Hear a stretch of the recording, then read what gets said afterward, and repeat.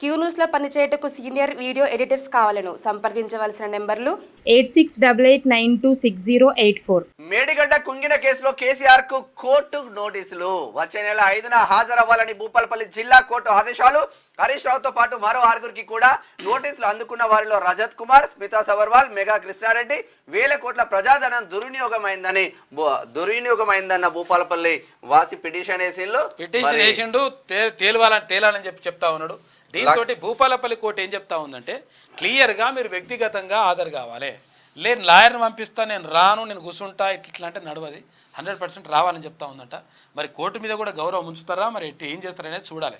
ఎందుకంటే ఇక్కడ రజత్ కుమార్ అంటాడు. తర్వాత బిడ్డ పెళ్లి ఎట్లా ఈయనే కదా కథ.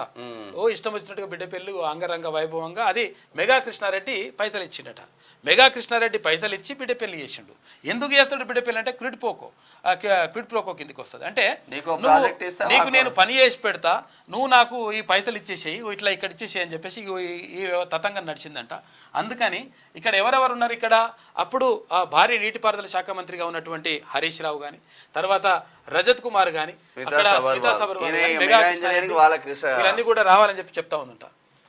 1,00,000 కోట్ల రూపాయలతో నిర్మించిన కాళేశ్వరం ప్రాజెక్టులో జరిగిన అవినీతిపై విచారణ జరపాలంటూ దాఖలైన పిటిషన్లో భాగంగా మాజీ సీఎం కేసీఆర్, అప్పటి నీటిపారుదల శాఖ మంత్రి హరీష్ రావుతో పాటు మరో 6గురికి భూపాలపల్లి జిల్లా కోర్టు నోటీసులు జారీ చేసింది.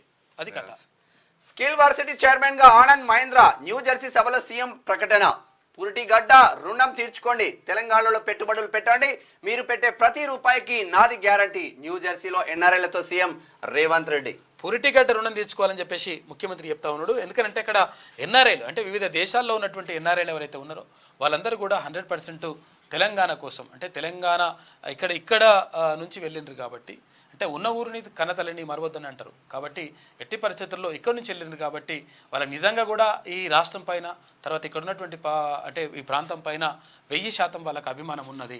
అందుకనే చాలామంది ఎన్ఆర్ఐలు ఫోన్ చేస్తూ ఉంటారు. చాలామంది అంటే వివిధ దేశాల్లో, అమెరికా నుంచి కానీ, లండన్ నుంచి కానీ రకరకాలుగా ఫోన్ చేస్తుంటారు. ఫోన్ చేసేసి ఏమన్నా మనం చేద్దామా రాష్ట్రం కోసం అని చెప్పి అడుగుతూ ఉంటారు.